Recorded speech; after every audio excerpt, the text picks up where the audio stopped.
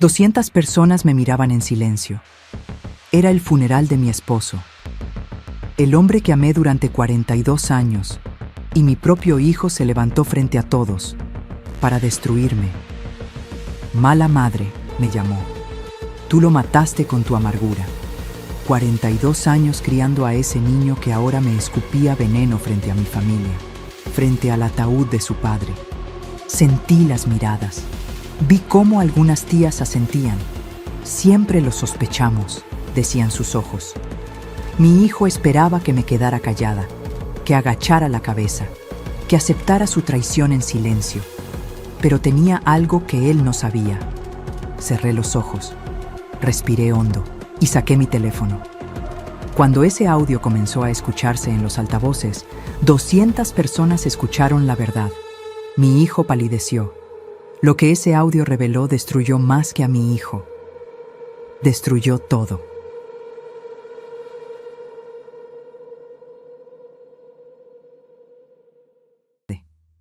Qué alegría tenerte aquí conmigo. Si estás viendo este video, te pido con mucho cariño que te suscribas al canal. Por favor, necesitamos mucho alcanzar 30,000 suscriptores. ¿Puedo contar con su ayuda? Estamos construyendo una comunidad hermosa de mujeres fuertes. Su presencia es muy importante y su apoyo es esencial para nuestro trabajo, para que sigamos contando historias como esta. Cuéntame también en los comentarios desde dónde nos está escuchando. Nos emociona saber hasta dónde llegan nuestras historias. Las palabras de Javier seguían resonando en mis oídos como campanas de funeral. Mala madre. Me había llamado mala madre frente a 200 personas, frente a nuestros vecinos de toda la vida, frente a los empleados de la fábrica que Miguel y yo construimos con nuestras propias manos, frente a la familia extendida que nos conocía desde que Javier era un bebé. El dolor en mi pecho no era solo por la humillación. Era porque mi hijo había elegido el funeral de su padre, el día en que yo estaba más vulnerable, más rota, para destrozarme públicamente. Miré el ataúd donde descansaba Miguel, mi esposo. El hombre con quien compartí 42 años de vida. El hombre que me sostuvo en mis peores momentos y celebró conmigo los mejores. Ahí estaba él, silencioso para siempre, y nuestro hijo lo estaba usando como escenario para su traición. Javier continuaba hablando. Su voz temblaba, pero sus palabras eran filosas como vidrio. Mi padre vivió estresado por culpa de ella, siempre con quejas, siempre presionándolo para que yo trabajara más en la empresa. Nunca nos dejó vivir en paz. Nunca fue suficiente para ella. Cada palabra era una mentira tan grande que casi podía verla flotando en el aire. Pero lo peor no eran las mentiras. Lo peor era ver cómo algunas personas asentían, cómo algunas tías comenzaban a murmurar entre ellas, cómo algunos conocidos me miraban con esa expresión que dice, siempre lo sospechamos. La humillación me quemaba la piel, sentía las mejillas ardiendo, las manos me temblaban. Quería gritar, quería correr, quería desaparecer, pero algo dentro de mí se mantuvo firme. Tal vez era la rabia, tal vez era el amor por Miguel, tal vez era simplemente que después de 62 años de vida, había aprendido que hay momentos en los que no puedes quedarte callada. Mis ojos recorrieron la sala buscando algo, alguien que me creyera. Y entonces la vi, Lucía, mi sobrina, la hija del hermano de Miguel. Ella estaba sentada a mi izquierda y tenía lágrimas corriendo por su rostro, pero no eran lágrimas de pena, eran lágrimas de indignación, de rabia. Lucía me miraba con una intensidad que decía, no estás sola. Ella había estado conmigo durante todo el último año. Había vivido prácticamente en mi casa mientras Miguel luchaba contra su enfermedad cardíaca. Había compartido turnos conmigo para bañarlo cuando ya no podía solo, para darle sus medicinas a las 3 de la madrugada, para sostenerle la mano cuando el dolor era tan fuerte que lloraba. Lucía sabía la verdad. Y entonces mi mirada se movió hacia la derecha y encontré a Brenda, la esposa de Javier, mi nuera. Ella estaba sentada con una expresión que me heló la sangre. No era tristeza, no era dolor por la muerte de su suegro, era satisfacción. Sus labios formaban una línea recta, pero sus ojos brillaban. Estaba disfrutando esto. Estaba disfrutando verme humillada. Estaba disfrutando ver a su esposo destruirme en público. Y en ese momento entendí todo. Esto no había sido idea de Javier. Bueno, tal vez sí. Pero Brenda había sido la arquitecta. Ella había plantado las semillas. Ella había regado el veneno. Brenda siempre nos había mirado con desprecio. Venía de una familia con dinero. Su padre tenía negocios grandes. Para ella, nuestra fábrica textil era un negocio de clase baja. Algo vergonzoso. Algo que su esposo universitario no debería tener que tocar. La había escuchado decir más de una vez que Javier merecía algo mejor que trabajar con obreros, que su educación lo había preparado para cosas más importantes. Javier seguía hablando, pero yo ya no escuchaba sus palabras exactas. Solo escuchaba el tono de alguien que había ensayado este discurso, de alguien que había sido convencido de que esto era lo correcto. Mi hijo no era malo, era débil. Y en ese momento, parada frente al ataúd de mi esposo, entendí que había criado a un hombre débil, un hombre que prefería complacer a su esposa antes que honrar a su padre muerto, un hombre que estaba dispuesto a destruir a su madre para mantener la paz en su matrimonio. Las 200 personas seguían mirándome, algunas con lástima, otras con juicio, otras simplemente incómodas, sin saber qué hacer con esta escena tan terrible. Los empleados de la fábrica estaban ahí, 40 personas que habían trabajado con Miguel durante años, que lo conocían, que sabían cómo era realmente. Vi a don Roberto, el supervisor de corte, con los puños apretados y la mandíbula tensa. Vi a doña María, la encargada de empaque, limpiándose lágrimas de indignación. Ellos sabían que esto era mentira, pero nadie decía nada, porque en un funeral uno no interrumpe. En un funeral uno guarda silencio. En un funeral la familia tiene la palabra. Y Javier estaba usando ese silencio obligado como su escudo. Respiré hondo. 1 vez, 2 veces, 3 veces. Sentía que me ahogaría si no respiraba. Sentía que el piso se movía bajo mis pies. Sentía que el mundo entero me había dado la espalda. Y entonces recordé, 2 semanas atrás, una de las pocas veces que Javier había venido a visitar a su padre. Miguel ya casi no podía levantarse de la cama. Había tenido otra crisis cardíaca y los doctores nos habían dicho que era cuestión de tiempo. Yo estaba exhausta. No había dormido bien en meses. Lucía estaba conmigo, pero ella también necesitaba descansar. Javier llegó esa tarde. Se quedó tal vez 1 hora. Dijo que tenía una cena importante de trabajo. Brenda ni siquiera entró a la casa. Se quedó en el auto. Después de que Javier salió de la habitación de Miguel, yo lo escuché hablando por teléfono en el patio. Algo en su tono me alertó. No era la voz de alguien hablando de trabajo. Era la voz de alguien hablando de planes, de estrategias. Fui a la ventana que da al patio. Me quedé ahí, escuchando fragmentos de la conversación. Y cuando entendí de qué estaba hablando, cuando entendí lo que estaban planeando, saqué mi teléfono. Grabé varios momentos de esa llamada. Pequeños segmentos que duraban algunos segundos cada uno. Eran las partes donde las palabras llegaban claras, sin el ruido del viento o los pájaros. No sabía si alguna vez las usaría, pero algo dentro de mí, tal vez el instinto de supervivencia, tal vez la intuición de una madre que conoce a su hijo, me dijo que necesitaría esa evidencia. Pasé días después revisando esas grabaciones, escuchándolas una y otra vez. Cada palabra era como un cuchillo que se enterraba más profundo. Comprendí que lo que mi hijo planeaba no era un impulso del momento. Era calculado, era cruel, era real. Y ahora, parada en este funeral, humillada frente a 200 personas, con mi hijo llamándome mala madre, con mi nuera sonriendo satisfecha, supe que había llegado el momento. Saqué mi teléfono.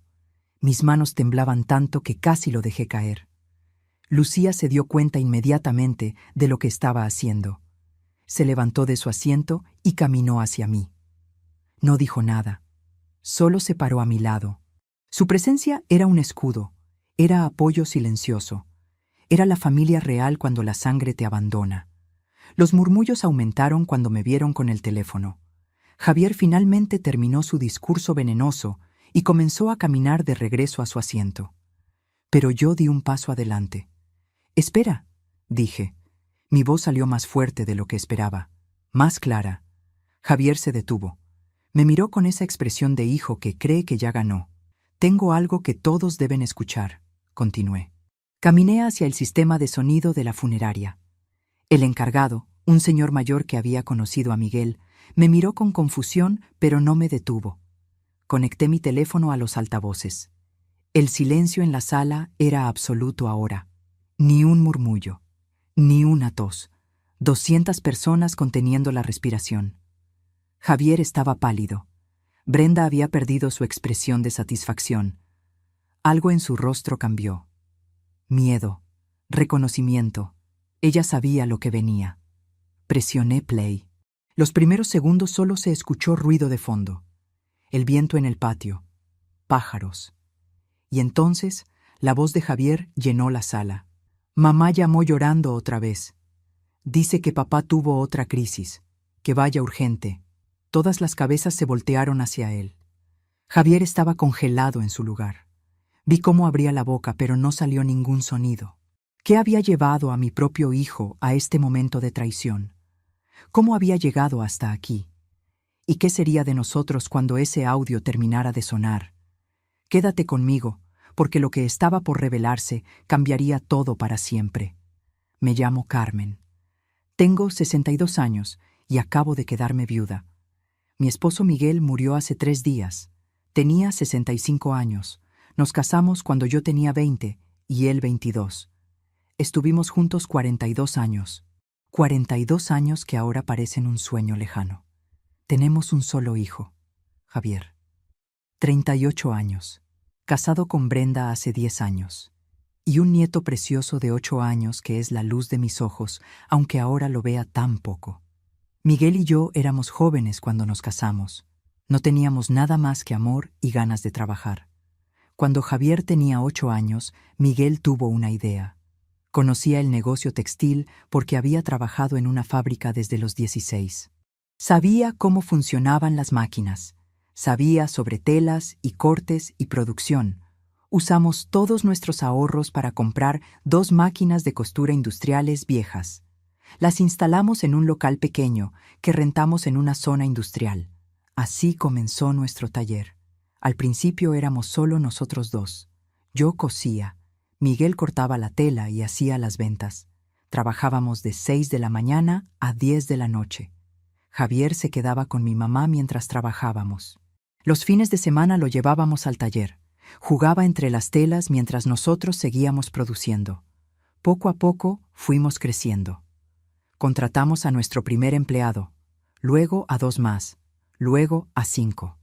Compramos más máquinas. Rentamos un local más grande. En 20 años convertimos ese pequeño taller en una fábrica mediana. No somos millonarios. Nunca lo fuimos. Pero tenemos una buena vida. La fábrica tiene 40 empleados ahora. Producimos ropa para tiendas departamentales. Tenemos contratos estables. Generamos buenos ingresos. Compramos una casa linda en un barrio tranquilo. Le pagamos la universidad a Javier. Una universidad privada. Administración de empresas. Lo mejor que podíamos darle. Miguel siempre soñó con que Javier tomara el negocio algún día, que aprendiera todo desde cero como lo hicimos nosotros, que conociera cada máquina, cada proceso, cada empleado, que valorara lo que tanto nos costó construir. Pero Javier nunca quiso. Decía que su educación universitaria lo había preparado para cosas más grandes, que trabajar en una fábrica era para gente sin estudios, que él merecía algo mejor. Nos dolió escucharlo, pero respetamos su decisión. O al menos lo intentamos. Cuando Javier se casó con Brenda hace 10 años, Miguel le ofreció un puesto en la empresa. Asesor administrativo. Un título elegante para que Javier no se sintiera menos. Brenda también entró como asesora. Les pagábamos un salario generoso. 20,000 pesos mensuales a cada uno. Por ir a la oficina unas horas al día, por firmar papeles, por hacer tareas que ni siquiera eran necesarias la mayoría del tiempo. Nunca pisaron el área de producción. Nunca conocieron a los empleados por sus nombres. Nunca aprendieron cómo funcionaba realmente el negocio que los mantenía. Brenda venía de una familia diferente a la nuestra. Su padre tenía una empresa de importaciones. Manejaban millones de pesos. Tenían casa grande, autos del año, viajes al extranjero. Para ellos, nuestra fábrica era pequeña, insignificante. Brenda nunca lo dijo abiertamente al principio, pero lo sentías en su forma de mirar. En cómo arrugaba la nariz cuando visitaba la fábrica. En cómo se quejaba del olor a tela nueva.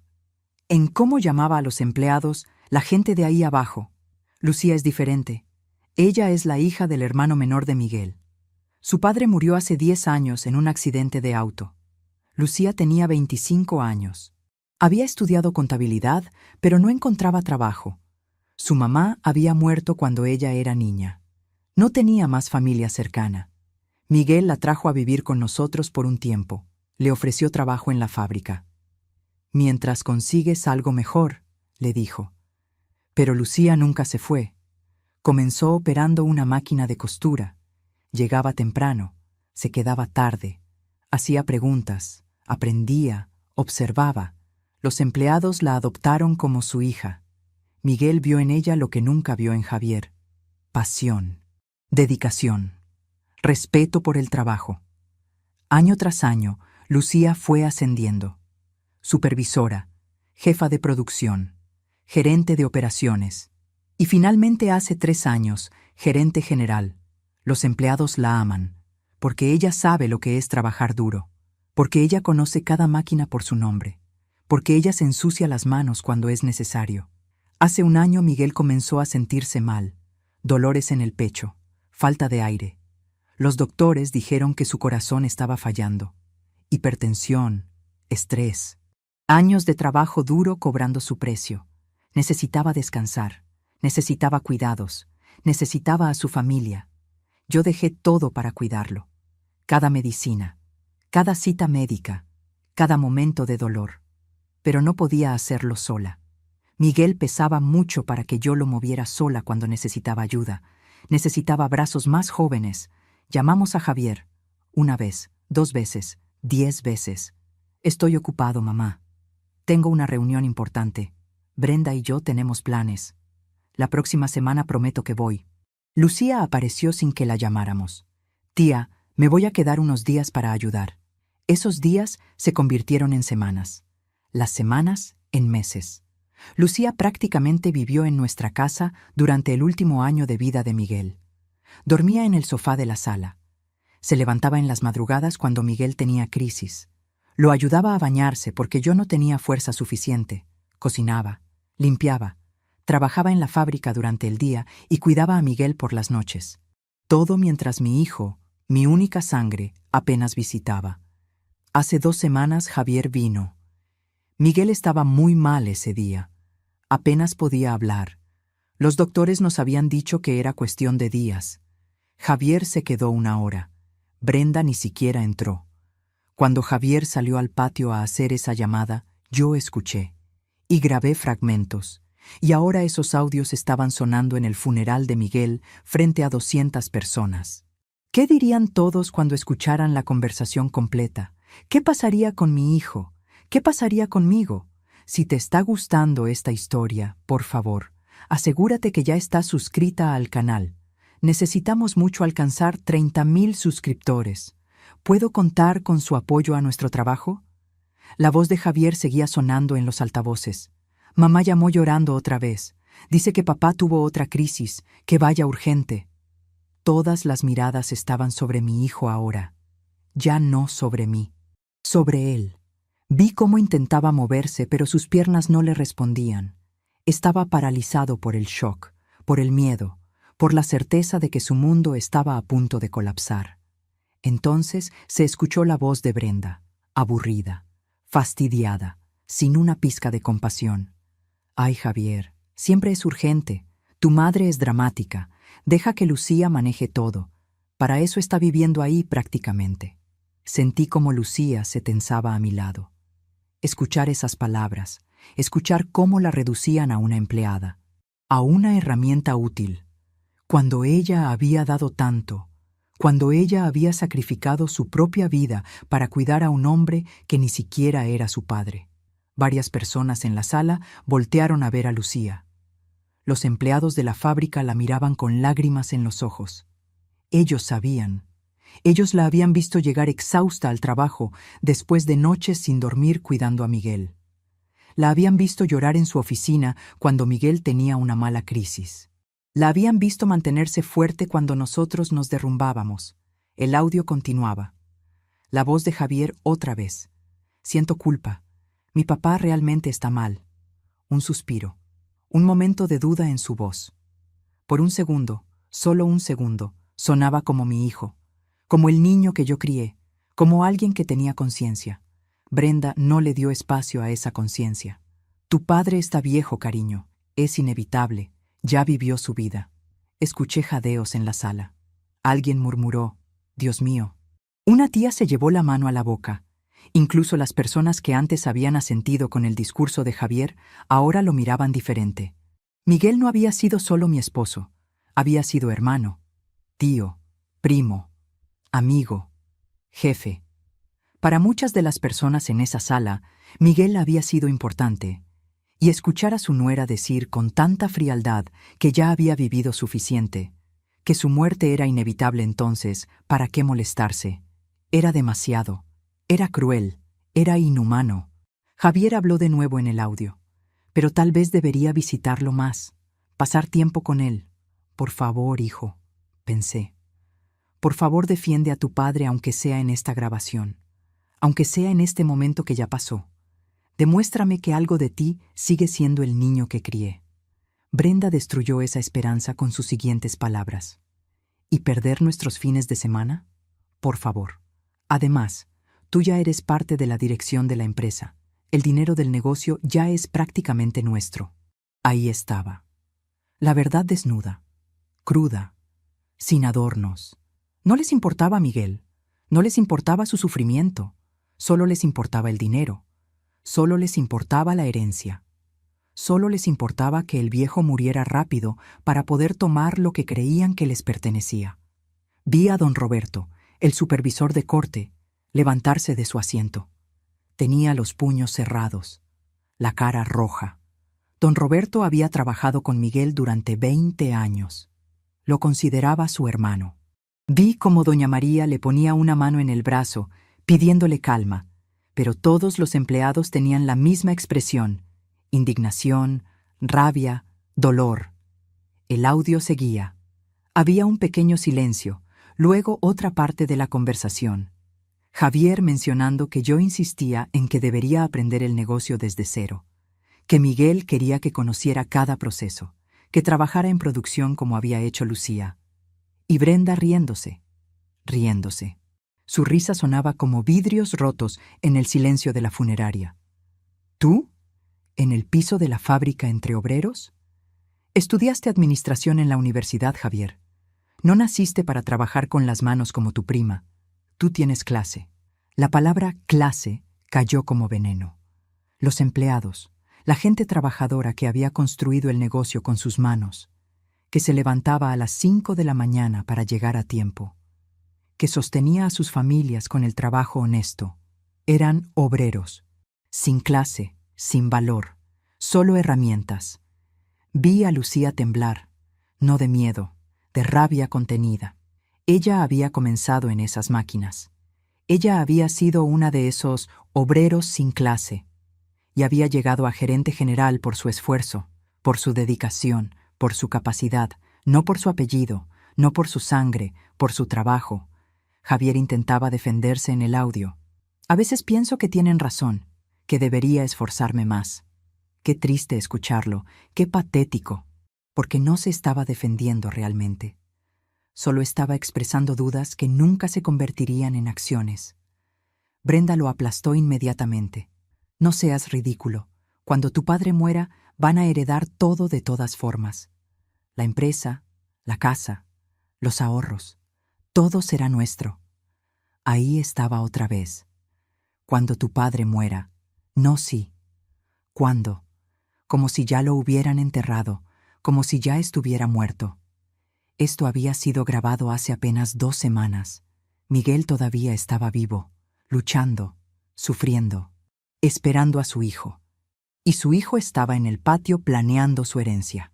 La siguiente pregunta de Javier me rompió lo poco que quedaba de mi corazón. ¿Y mi mamá? Brenda no dudó ni un segundo. Tu madre puede vivir sola o irse con Lucía si son tan unidas. No vamos a tenerla en nuestra casa opinando sobre cómo criamos a nuestro hijo, mi nieto, el niño que yo había cuidado desde que nació, al que le había enseñado a caminar, a quien le leía cuentos, que me llamaba abuelita linda. Ellos planeaban alejarme de él, planeaban sacarme de sus vidas como si fuera un mueble viejo, como si fuera una carga, como si mis 42 años de matrimonio, mi vida entera dedicada a esa familia, no significaran nada. Javier dudaba en el audio. Suena cruel. Al menos eso.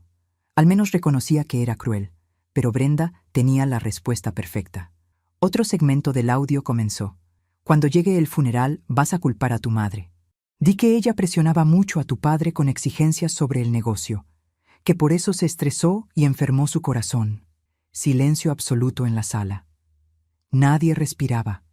Nadie se movía. Todos acababan de escuchar la confesión, el plan, la estrategia. Todo lo que Javier había dicho minutos antes, todas esas acusaciones, todas esas mentiras, habían sido planeadas, ensayadas, calculadas. No había sido un arranque de dolor, no había sido el duelo hablando, había sido maldad pura, manipulación, traición premeditada. Y el audio no había terminado. Javier preguntaba, ¿culpar a mi mamá? Su voz sonaba insegura, pero no lo suficiente para negarse. No lo suficiente para defender a su madre, solo lo suficiente para dudar. Brenda le daba las instrucciones precisas. Sí, así la familia verá que ella era el problema. Nadie cuestionará que no queramos hacernos cargo de ella después, y nadie dudará que merecemos heredar todo. Ahí estaba el plan completo.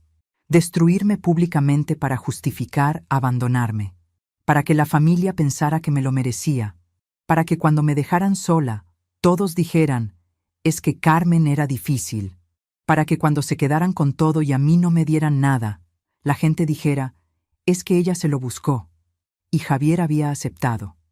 Tal vez con dudas, tal vez con culpa, pero había aceptado. Otro fragmento comenzó. Brenda hablando sobre vender mi casa. Es demasiado grande para una vieja sola. Usar ese dinero para comprarse un auto de lujo, un BMW. Ya lo tenía elegido, planeando gastar el dinero de mi casa en un auto antes de que Miguel estuviera siquiera enterrado. Luego mencionó a Lucía. Y lo primero que haremos en la empresa es sacar a Lucía de la gerencia. No voy a tolerar que una simple operaria que tuvo suerte tenga más poder que nosotros. Lucía apretó mi mano, respiraba profundo, manteniendo la compostura, pero yo sentía cómo temblaba, cómo le dolía. Escuchar que todo su trabajo, todos sus años de esfuerzo, todas sus noches sin dormir, eran reducidos a suerte, a un capricho, a algo que no merecía. Javier intentaba defenderla débilmente en el último fragmento. Lucía ha trabajado mucho. Pero Brenda lo cortaba con crueldad. Lucía es una empleada. Tú eres el hijo. Hay diferencia. La sala quedó en silencio sepulcral cuando el audio terminó. Nadie hablaba. Nadie se movía. 200 personas acababan de escuchar la verdad. La verdad sobre quién era realmente mi hijo. La verdad sobre quién era su esposa. La verdad sobre quién había estado ahí realmente para Miguel en sus últimos días. Javier estaba pálido como un muerto. Las piernas parecían no sostenerlo. Se tambaleaba ligeramente. Brenda tenía el rostro completamente rojo. Mitad vergüenza, mitad rabia. Miraba alrededor como un animal acorralado, buscando una salida, buscando a alguien que la defendiera. Nadie la miraba con comprensión, solo con desprecio. Con asco, con decepción. Los empleados de la fábrica estaban de pie ahora, todos ellos, 40 personas formando una barrera silenciosa entre ellos y Javier, entre ellos y Brenda. protegiendo a Lucía, protegiéndome a mí. Don Roberto tenía lágrimas corriendo por su rostro. Un hombre de 50 años que había trabajado toda su vida con sus manos. Llorando. Por Miguel, por mí, por la traición que acabábamos de presenciar todos. Detuve el audio, guardé mi teléfono. Y finalmente, después de semanas de silencio, después de meses de aguantar, después de años de ser la madre comprensiva, la madre paciente, la madre que siempre perdonaba, alcé la voz. ¿Qué palabras encontraría para responder a semejante traición? ¿Cómo enfrentaría a mi hijo frente a todos? ¿Y qué verdades todavía faltaban por revelarse? No te vayas porque las confesiones más devastadoras apenas estaban por comenzar. Javier intentó caminar hacia mí. Sus piernas temblaban. Balbuceaba palabras sin sentido.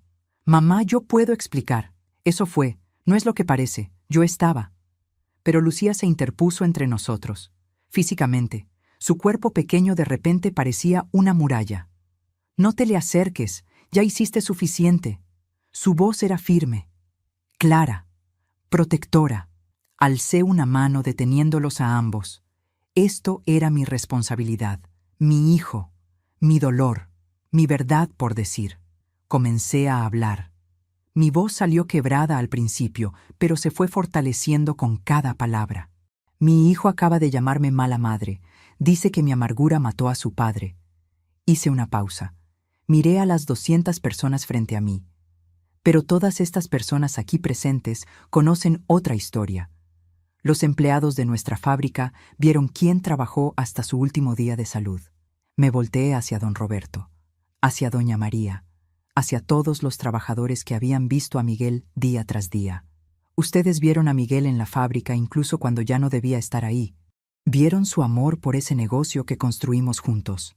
Don Roberto asintió, con fuerza, con convicción. Doña María se levantó de su asiento, una mujer de 60 años, con el pelo blanco recogido en un moño, con las manos marcadas por años de trabajo. Don Miguel trabajó hasta que el corazón no le dio más. Doña Carmen lo cuidaba y él se escapaba a supervisar la producción porque amaba ese negocio, porque era su legado.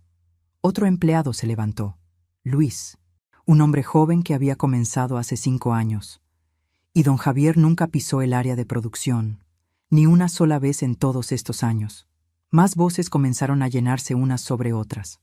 No todos hablaban, pero varios más confirmaban con gestos, con lágrimas, con miradas que decían más que palabras. Don Miguel lloraba en su oficina cuando don Javier no contestaba sus llamadas. Un día me dijo que no sabía dónde había perdido a su hijo. Cada testimonio era un clavo. Cada palabra era una verdad que no podía ser negada, porque no venían de mí, venían de testigos, de gente que no tenía razón para mentir, de gente que había estado ahí. Continué hablando. Durante el último año, mientras mi esposo luchaba por su vida, yo lo cuidé cada día. Le di sus medicinas a las horas exactas que el doctor indicaba. Lo bañé cuando ya no podía solo. Lo sostuve cuando lloraba de dolor. Lo acompañé en las noches cuando el miedo a morir lo mantenía despierto. Mi voz se quebró, pero no me detuve. Lucía, mi sobrina, dejó su vida para venir a ayudarme. Dormía en el sofá de mi sala para estar cerca si Miguel necesitaba algo en la noche. Trabajaba todo el día en la fábrica y regresaba a cuidar a su tío toda la noche. Lucía tenía lágrimas corriendo por su rostro, pero se mantuvo fuerte. Tomó la palabra con voz temblorosa. Mi tío Miguel me dio trabajo cuando no tenía nada. Me enseñó este negocio.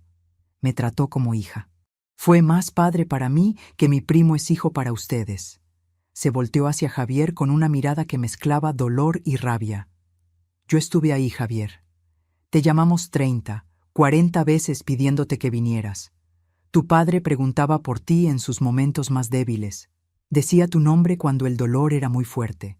Te buscaba con los ojos cuando entraba alguien a la habitación, esperándote, siempre esperándote. Javier tenía la cabeza baja. No podía sostener la mirada de nadie. Los empleados siguieron compartiendo lo que habían visto. Doña Lucía tuvo que faltar al trabajo para cuidar a don Miguel porque don Javier no venía. Don Miguel guardaba el teléfono siempre en su mesa de noche. Lo vi más de una vez mirándolo, esperando una llamada que nunca llegaba. Cada testimonio rompía un pedazo más del personaje que Javier había intentado crear. El hijo preocupado, el hijo que sufría, el hijo que culpaba a su madre por el estrés de su padre. Todo era mentira. Y ahora todos lo sabían. Javier intentó defenderse con voz débil. El audio está fuera de contexto. Brenda me presionaba. Yo no quería. Lo interrumpí. Con firmeza. Con claridad. No culpes a tu esposa de tu propia cobardía. Tú decidiste abandonar a tu padre. Tú decidiste humillarme hoy en su funeral. Tú, nadie te obligó. Saqué un sobre de mi bolso. Lo había traído preparado. Sabía que este momento llegaría de una forma u otra. Y ya que estamos revelando verdades, hay algo más que todos deben saber. La sala entera estaba en completo silencio nuevamente, expectante, asustada, curiosa. Todos querían saber qué más vendría. Saqué los papeles del sobre. No era el testamento completo. Era una carta. Una carta que Miguel había escrito 2 meses antes de morir y había dejado con el notario, con instrucciones de que se leyera si él moría. El notario me la había entregado ayer. Tu padre escribió esto cuando supo que su corazón estaba fallando, cuando supo que tal vez no tendría mucho tiempo. Comencé a leer en voz alta, despacio, claramente. A quien corresponda. Si están leyendo esto, significa que ya no estoy. Quiero que sepan algunas cosas sobre mi empresa y mi familia. He trabajado toda mi vida para construir este negocio. Mi esposa Carmen trabajó a mi lado cada día. Juntos lo levantamos desde cero. Este legado no es solo mío, es nuestro. Mi hijo Javier tiene talento, tiene educación, pero nunca quiso aprender el negocio desde abajo. Nunca valoró lo que construimos, y ahora que estoy enfermo, apenas viene a verme. Vi cómo Javier se encogía con cada palabra, como si las letras de su padre muerto lo golpearan físicamente. Por eso he decidido lo siguiente. La empresa queda bajo dirección de mi esposa Carmen como presidenta, y Lucía, mi sobrina, como vicepresidenta y gerente general. Ellas conocen este negocio, ellas lo aman, ellas lo merecen. Vi cómo Javier se ponía más pálido, como si toda la sangre se le fuera de la cara. Brenda se levantó a medias de su asiento, pero volvió a caer. Continué leyendo. Para mi hijo Javier, dejo una oportunidad. Si quiere heredar esta empresa algún día, deberá ganársela como yo la gané, con trabajo y sacrificio. Deberá empezar desde abajo, trabajar en producción, aprender cada proceso bajo supervisión de Lucía, desde operar las máquinas hasta entender cada etapa de fabricación. Solo cuando demuestre que conoce este negocio, que lo valora, que puede dirigirlo con conocimiento real, solo entonces podrá heredar, no antes. El silencio era tan profundo que podía escucharse el tic-tac del reloj en la pared de la funeraria. Doblé los papeles. Miré directamente a Javier. Tu padre te dio una oportunidad, más de lo que mereces después de abandonarlo, después de no estar ahí cuando te necesitaba, después de planear humillarme en su funeral. Brenda finalmente explotó. Se levantó de su asiento con tanta fuerza que la silla cayó hacia atrás. ¡Esto es absurdo! Javier tiene una carrera universitaria. No vamos a trabajar como obreros. No vamos a humillarnos así. La miré con la frialdad que merecía. Los obreros que tanto desprecias sostienen la empresa que tú querías heredar sin esfuerzo. Ellos crean cada prenda con sus manos. Llegan temprano, se quedan tarde, conocen el valor del trabajo real. Brenda estaba fuera de control ahora, gritando. «Javier, vámonos. No vamos a quedarnos aquí a escuchar esto. Tu madre está loca. Vámonos ahora». Pero Javier no se movía. Estaba en shock. Su mundo había colapsado completamente. Todo lo que había planeado, todo lo que había esperado, todo había desaparecido en minutos. Saqué otro papel del sobre. Y sobre la casa donde vivimos 42 años, donde criamos a nuestro hijo. Hice una pausa. Miré a Lucía con todo el amor que sentía por ella. Miguel escribió que quería que fuera para Lucía, la hija que estuvo presente cuando la sangre nos abandonó. Lucía abrió los ojos enormes. Negaba con la cabeza con vehemencia. Tía Carmen, no. Yo no puedo aceptar. Esa es tu casa. No puedo. Las lágrimas corrían por su rostro. Su voz se quebraba. No puedo quitarte tu hogar. No puedo hacer eso. Pero yo ya había tomado la decisión. Lucía, tú cuidaste a tu tío en esa casa cuando su propio hijo no quiso. Tú dormiste en ese sofá incómodo durante meses para estar cerca si lo necesitaba. Tú lloraste en esas habitaciones cuando él sufría. Lucía seguía negando. Pero es tu casa, tía, donde tú viviste con tío Miguel, donde tienes tus recuerdos. No puedo. Por eso mismo quiero que sea tuya, para que esos recuerdos no se pierdan, para que alguien que amó a Miguel tanto como yo viva ahí, para que esa casa siga siendo un hogar y no solo un bien raíz. La abracé mientras ella lloraba. Además, viviremos juntas. Seremos familia en esa casa, la familia que elegimos ser. Javier reaccionó por primera vez con emoción real, no calculada, no planeada. Mamá, esa es mi casa, ahí crecí, no puedes dársela a ella. Lo miré fijamente. Lucía también creció ahí estos últimos años. Ella se convirtió en familia ahí. Ella merece ese hogar porque ella estuvo ahí cuando más falta hacía. Lucía seguía llorando. Intentaba hablar, pero las palabras se ahogaban en llanto. Finalmente logró decir entre sollozos: Tía, si aceptó es solo porque viviremos juntas, porque será nuestro hogar. De las dos, la abracé fuerte, con todo el amor que hubiera querido darle a mi hijo, pero que él nunca supo recibir. Así será, mi niña, nuestro hogar. Brenda arrastraba a Javier hacia la salida, gritando insultos. ¡Vieja loca! Esto no se va a quedar así. Vamos a pelear esto legalmente. No pueden hacernos esto. Algunos familiares de Brenda lo siguieron, avergonzados, sin saber qué hacer, sin poder defender lo indefendible. Pero la mayoría de las personas se quedaron. Los empleados se acercaron a Lucía y a mí. Formaron un círculo protector. Don Roberto me abrazó. Doña Carmen cuenta con todos nosotros. Don Miguel estaría orgulloso. Doña María abrazó a Lucía. Mija, te lo mereces todo. Todo. Caminé de regreso al ataúd de Miguel. Puse mi mano sobre el féretro. El metal estaba frío. Tan frío como el vacío que sentía en mi pecho. Me incliné y susurré solo para él. Lo hice, amor. Dije la verdad, como tú querías. Defendí tu memoria. Defendí nuestro legado. Defendí mi dignidad. Espero que estés orgulloso. Y ahí, junto al ataúd de mi esposo, rodeada de la familia que había elegido y no de la que había parido, finalmente permití que las lágrimas salieran. No eran lágrimas de humillación ahora, eran lágrimas de liberación. ¿Alguna vez has tenido que elegir entre el amor y el respeto propio? Cuéntame qué decidiste. A veces las decisiones más difíciles son las que más nos enseñan. Pero la historia no terminaba ahí. Lo que vendría en los siguientes días cambiaría todo nuevamente. ¿Lograría Javier redimirse o seguiría hundiéndose? Sigue conmigo porque aún faltaba ver cómo esta familia rota intentaría sanar.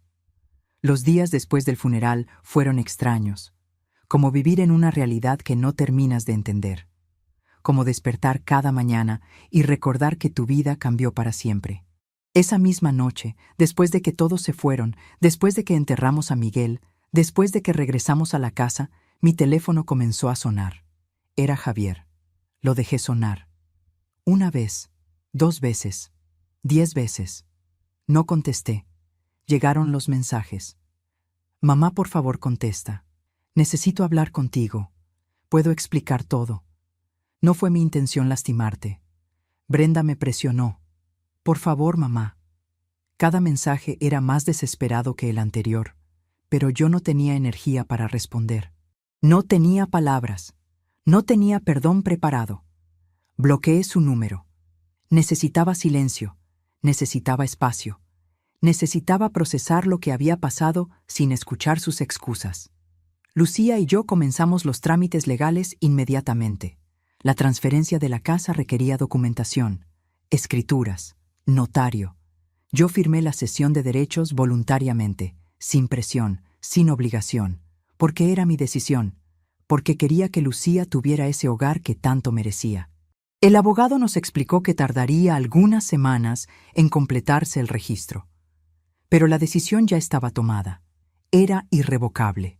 En la empresa también había trámites. Miguel había dejado todo documentado con el notario.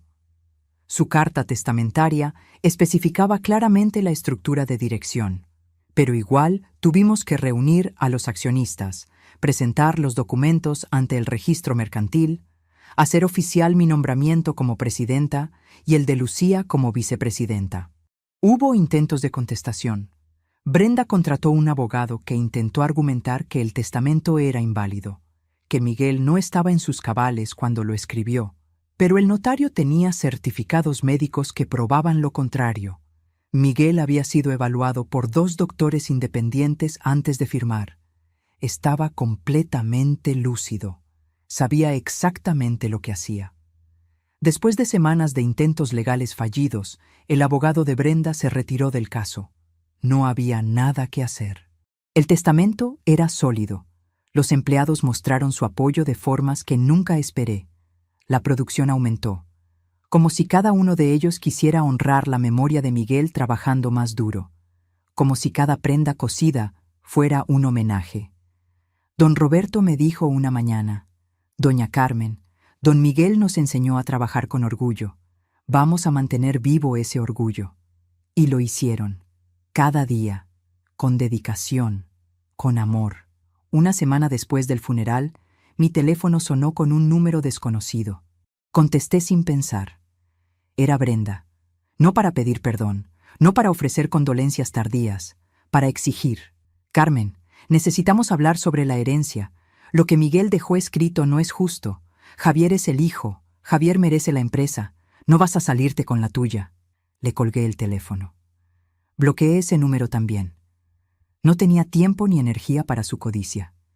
No tenía ganas de escuchar más mentiras. 2 semanas después, un sábado por la mañana, alguien tocó la puerta. Lucía estaba en la fábrica supervisando un pedido urgente. Yo estaba sola. Abrí la puerta y ahí estaba Javier. Se veía terrible, sin afeitar, con ojeras profundas, la ropa arrugada. Había perdido peso. Se veía como alguien que no había dormido bien en días. «Mamá, por favor, necesito hablar contigo». No lo dejé entrar inmediatamente. Me quedé en la puerta, mirándolo, viendo a este hombre de 38 años que seguía siendo mi hijo, aunque hubiera intentado destruirme. «Tienes 5 minutos», le dije finalmente. Entramos a la sala misma sala donde Lucía había dormido en el sofá durante meses, la misma sala donde Miguel se sentaba en su sillón favorito, la misma sala donde habíamos sido familia alguna vez. Javier se sentó en el borde del sofá, las manos temblándole, la mirada en el piso. «Mamá, lo siento todo. El audio, el funeral, abandonar a papá, todo». Las palabras salían entrecortadas, entre lágrimas. «Brenda me manipuló. Me convenció de que ustedes eran el problema. Me hizo creer que merecíamos más, que no teníamos que esforzarnos, que solo era cuestión de esperar». Lo escuché en silencio. Mi corazón de madre todavía sentía dolor al verlo así. Destruido, arrepentido, roto. Pero no era un dolor que me hiciera ceder. Era un dolor que me hizo entender algo importante. Había criado a un hijo que prefería el camino fácil. Un hijo que dejaba que otros pensaran por él. «Javier», dije cuando terminó de hablar, «Brenda no te obligó a nada. Tú elegiste escucharla. Tú elegiste no visitar a tu padre. Tú planeaste humillarme en el funeral. Tú». Lloró más fuerte. Lo sé, mamá. No tengo excusa. Fui un cobarde. Fui un mal hijo. Fui todo lo que tú y papá no merecían». Por lo menos era honesto ahora. Por lo menos no estaba culpando solo a Brenda. Por lo menos estaba aceptando su responsabilidad. «Tu padre dejó un camino para ti», le dije. «Si lo quieres tomar, si realmente quieres cambiar, las condiciones están claras».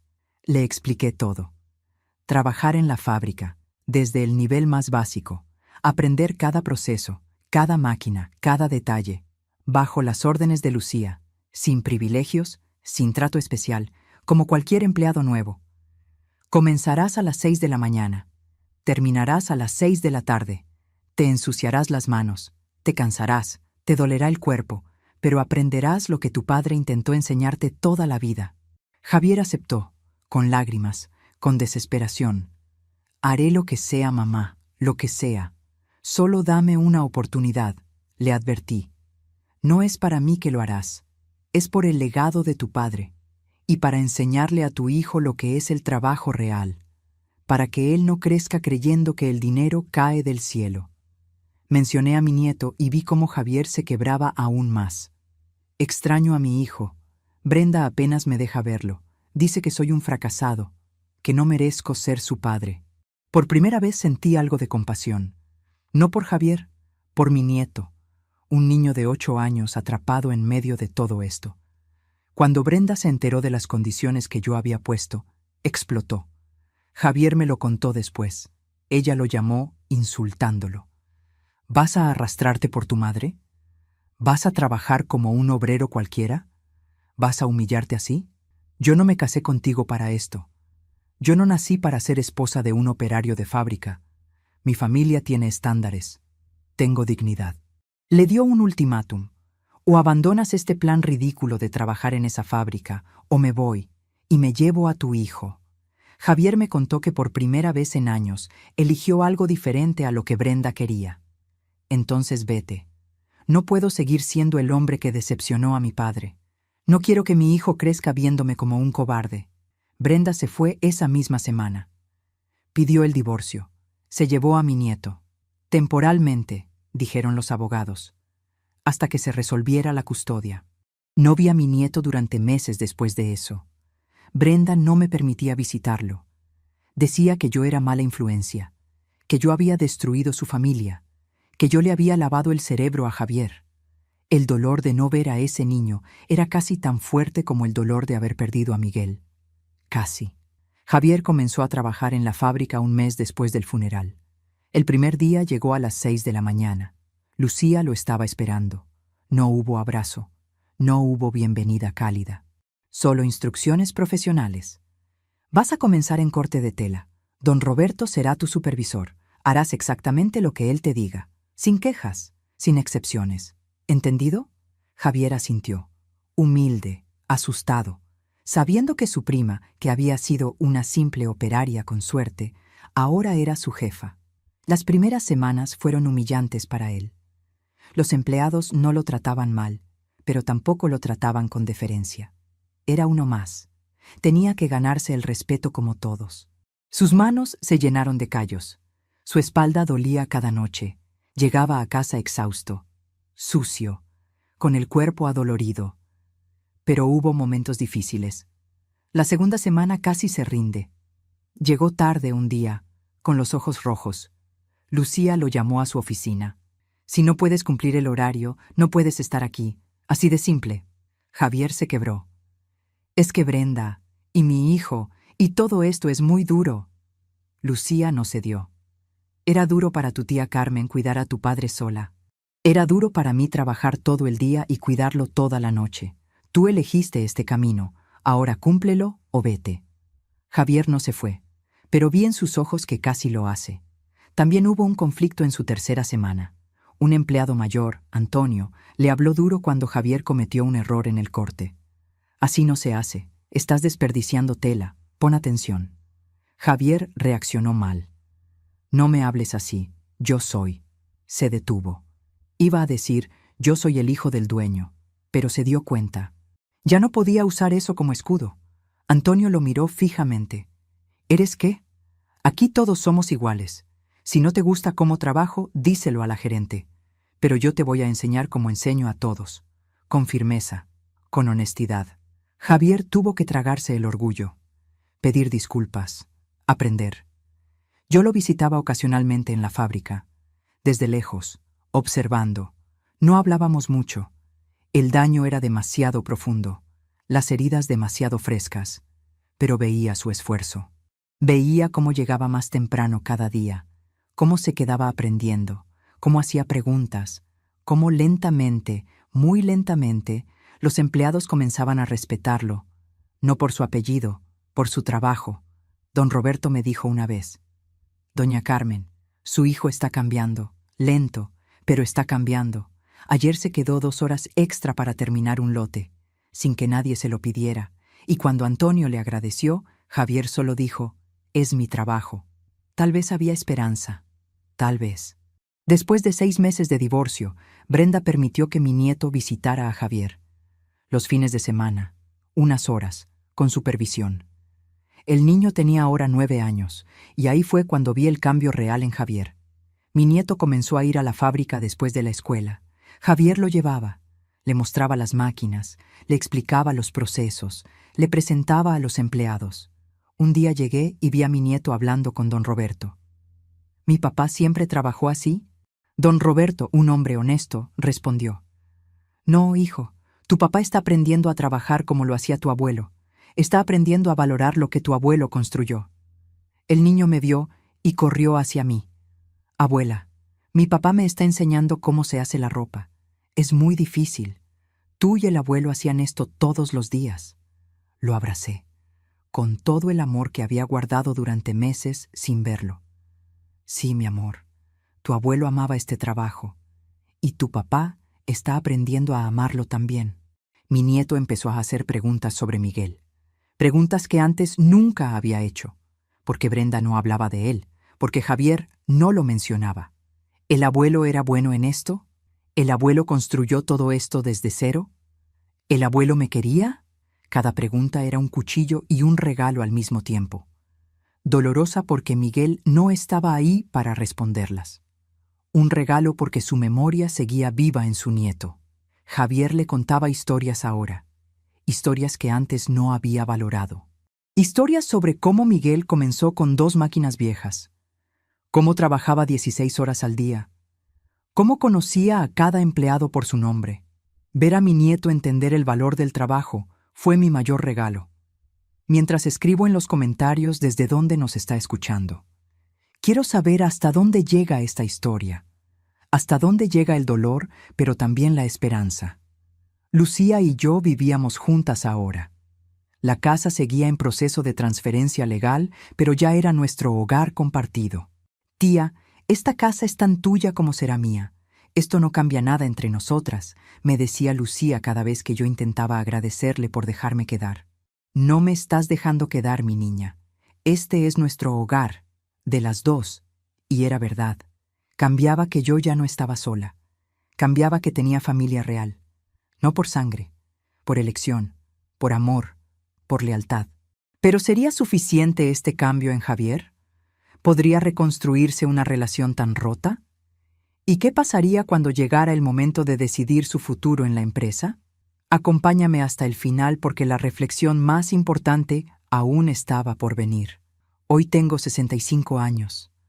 Han pasado 3 años desde que enterré a Miguel. 3 años desde que expuse a mi hijo frente a 200 personas. 3 años desde que mi vida cambió para siempre. Javier cumplió su palabra. No fue fácil.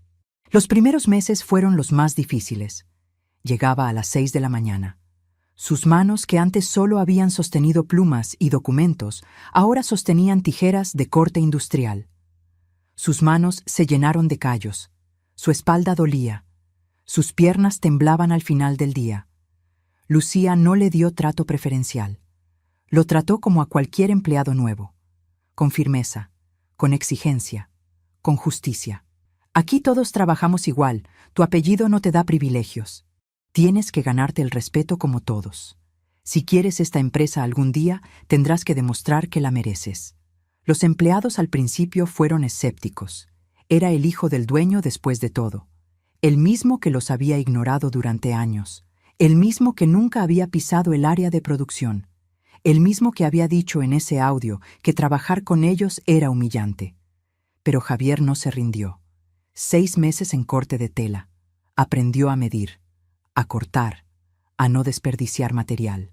Luego 6 meses en las máquinas de costura. Don Roberto le enseñó personalmente, con paciencia, con dureza cuando era necesario. «Así no, Javier, otra vez, hasta que salga perfecto». Luego pasó tiempo en empaque, en control de calidad, en cada área de la fábrica, aprendiendo, sudando, trabajando de verdad por primera vez en su vida. Yo lo visitaba ocasionalmente. Me paraba en la entrada de la fábrica, observándolo desde lejos, viéndolo trabajar, viéndolo interactuar con los empleados, viéndolo convertirse lentamente en alguien diferente. No hablábamos mucho todavía. El daño era demasiado profundo, la herida demasiado fresca, pero yo veía su esfuerzo, y eso era algo. Mi nieto, que ahora tiene 11 años, cambió todo. Comenzó a ir a la fábrica después de la escuela. Al principio solo observaba, luego empezó a hacer preguntas. Abuela, ¿por qué mi papá trabaja aquí ahora? Mamá dice que esto es humillante. Le respondí con honestidad, siempre con honestidad. Tu papá está aprendiendo a trabajar como lo hacía tu abuelo. Está aprendiendo que el dinero se gana con esfuerzo, que el trabajo honesto no es humillante, es digno. El niño me miró con esos ojos curiosos. ¿Mi abuelo era como mi papá? No, mi amor. Tu abuelo construyó todo esto con sus manos desde el principio. Tu papá está aprendiendo ahora lo que tu abuelo siempre supo. Ver a mi nieto entender el valor del trabajo fue hermoso. Ver cómo miraba a su padre diferente, con respeto, con admiración. Ese niño está aprendiendo lecciones que su padre nunca aprendió de joven. Está viendo que el trabajo duro importa, que las promesas se cumplen con acciones, que la familia se construye con lealtad y no solo con sangre. Brenda intentó varias veces detener este proceso. Demandas, amenazas, intentos de quedarse con parte de la herencia.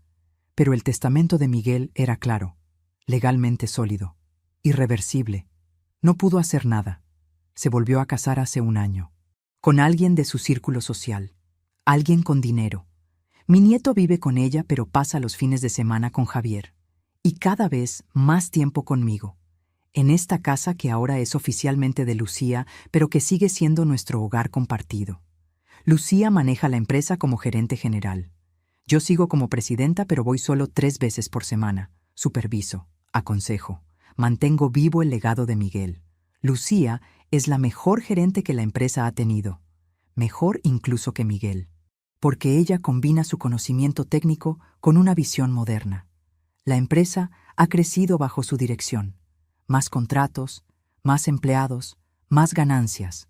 Hace 6 meses ascendieron a Javier a supervisor de línea de producción. Lo ganó, con trabajo real, con esfuerzo genuino, con respeto ganado. Lucía me consultó antes de promoverlo. Tía, ¿crees que está listo? Le dije la verdad. Si lo merece, hazlo, no por ser mi hijo, sino porque se lo ganó. Y lo hizo. Javier ahora supervisa a 10 empleados, los mismos empleados que lo vieron llegar sin saber nada, los mismos que lo vieron aprender, los mismos que ahora lo respetan porque saben que entiende su trabajo. Javier me visita cada fin de semana. Con mi nieto. Hablamos más que antes, pero no es la relación que teníamos cuando él era niño. Hay una distancia que nunca desaparecerá completamente, una cicatriz que no sana del todo. Me preguntan si lo perdoné, y la verdad es complicada. No lo perdoné completamente. Hay cosas imperdonables. Mi esposo murió esperándolo y él no llegó a tiempo. Miguel preguntó por él en sus últimos días y Javier eligió no estar ahí. Eso no se borra. Eso no se olvida. Pero le di una oportunidad, no por él, sino por el legado de Miguel, por mi nieto, por la posibilidad de que la gente puede cambiar si realmente quiere. Hace unos meses Javier me preguntó, «Mamá, ¿algún día volverás a confiar en mí?» Lo miré a los ojos, esos ojos que conocí desde que era bebé. No lo sé, hijo. La confianza se construye con años. Tú la destruiste en meses. Necesitarás más que 3 años para reconstruirla. Tal vez toda una vida, tal vez nunca completamente. Lloró, pero aceptó la verdad, sobre la empresa y su futuro. Javier podrá heredarla, eventualmente, cuando demuestre que la conoce de verdad, cuando Lucía y yo consideremos que está listo. Tal vez en 5 años más, tal vez en 10, o tal vez nunca, depende de él. Depende de sus acciones y no de sus palabras. Durante años me pregunté si fui mala madre. Mi hijo me llamó eso frente a 200 personas. Durante noches enteras me cuestioné. ¿Fui demasiado dura? ¿Fui demasiado exigente? ¿Fui la razón por la que mi hijo se alejó? Hoy sé la respuesta. No fui perfecta. Ninguna madre lo es. Pero no fui mala. Le di todo.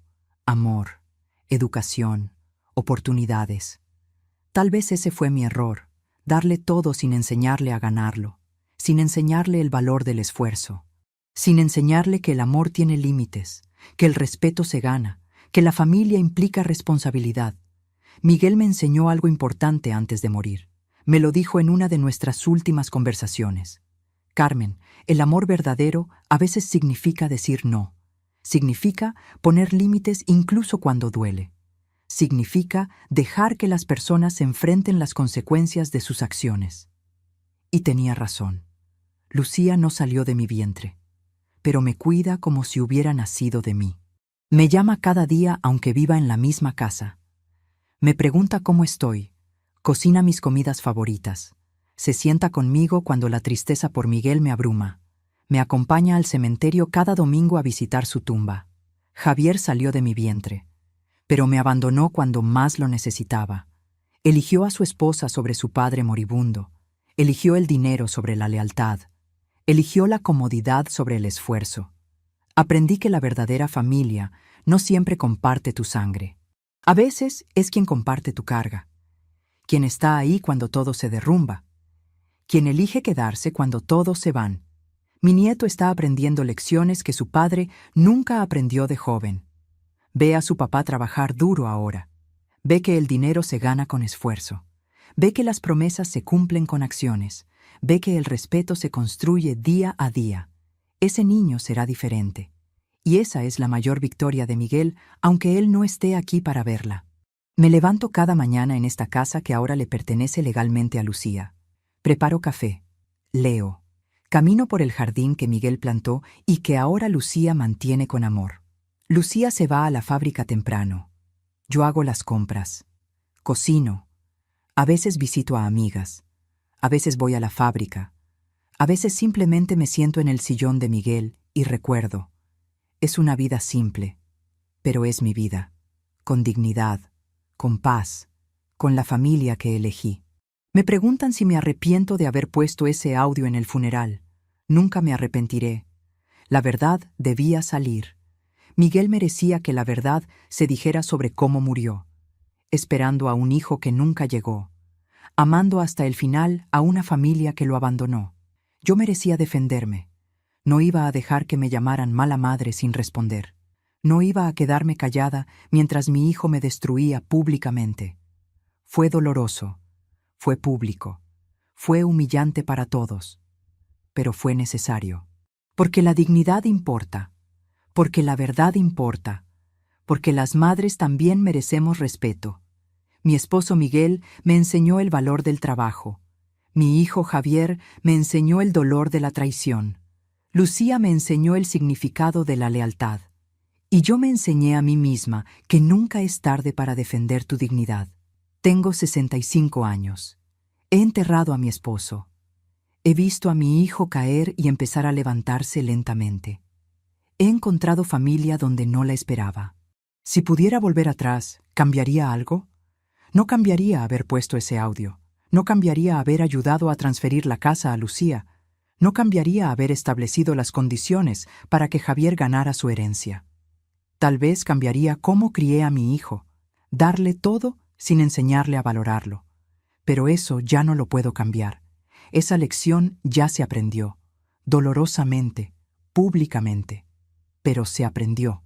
Lo que sí puedo hacer ahora es vivir el resto de mis días rodeada de quien realmente me ama.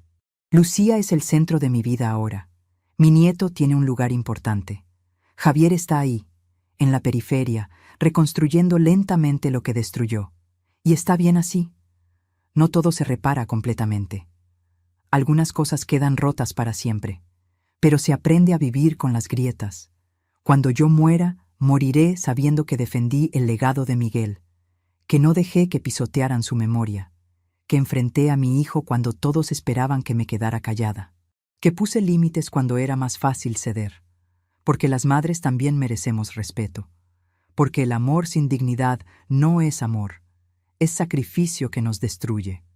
En ese funeral, frente a 200 personas, mi hijo intentó destruirme con palabras planeadas y mentiras ensayadas. Pero yo ya había sido destruida por su abandono durante los meses previos, por verlo ignorar las llamadas de su padre moribundo, por escuchar a Miguel preguntar por él y tener que inventar excusas. La diferencia es que yo decidí levantarme, decidí reconstruirme, decidí elegir mi propia familia, decidí que mi dignidad valía más que mantener una paz falsa. Y si eso me hace mala madre a los ojos de algunos, que así sea. Prefiero ser mala madre que madre sin dignidad. Prefiero ser la madre que puso límites que la madre que permitió que la pisotearan. Prefiero ser la madre que dijo la verdad que la madre que guardó silencio para mantener las apariencias. Porque al final, lo único que realmente tenemos es nuestra verdad, nuestra dignidad, nuestra capacidad de elegir quiénes somos incluso cuando todo se derrumba. Y yo defendí la mía. Defendí mi verdad, defendí la memoria de Miguel, defendí el derecho a exigir respeto de mis propios hijos. Y volvería a hacerlo. 1000 veces, aunque doliera, aunque me costara la relación con mi hijo, aunque me juzgaran, porque algunas batallas deben pelearse, algunas verdades deben decirse, algunas dignidades deben defenderse, y la mía era una de ellas. Si te gustó esta historia, haz clic en este próximo video que está apareciendo en la pantalla, porque la próxima traición supera todo lo que has visto hasta ahora. Y no te olvides suscribirte en el canal, para que no te pierdas ni una sola historia.